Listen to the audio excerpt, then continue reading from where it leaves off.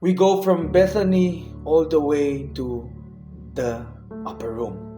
And it is in this upper room that Jesus spent the Last Supper together with his disciples, his last night before he goes into his passion on Good Friday. And in today's gospel, Jesus predicts two horrible events that would befall two of his disciples. What are these? And what message does it have for us this Holy Week? Let's dig deep. In today's gospel, Jesus predicts something heartbreaking that would befall on Judas and Peter. And we all know that it's Judas' betrayal and Peter's denial. I say heartbreaking because even St. John wrote in the same gospel that Jesus was deeply troubled by this. Nabaghabag ang Panginoon, nalungkot at na-heartbroken si Jesus. Why?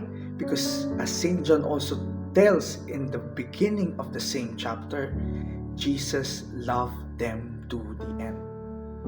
So we might ask, if Jesus loved them, why permit the betrayal and the denial?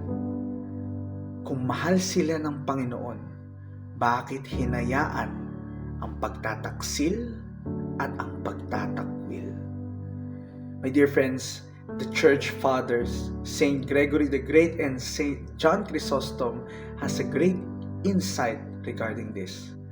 On Judas' betrayal, Saint Gregory the Great said, Jesus did not confound Judas by harsh and open rebukes, but met him with mild and silent warnings, so that he might more easily set him right, not by rejection, but by repentance.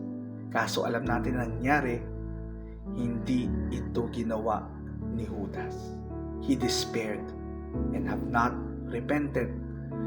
Saint John Chrysostom on Peter's denial said, it is manifest that our Lord permitted Peter's fall. He let him go without assistance, that he might learn his own weakness and not fall into such sin again. My dear friends, Jesus' mercy is unfathomable, greater than any wisdom we have on earth right now. Kaya, kung tayo man nagtataksil at nagtatakwil sa Panginoon dahil tayo nagkakasala, huwag tayo mawalan ng pag-asa.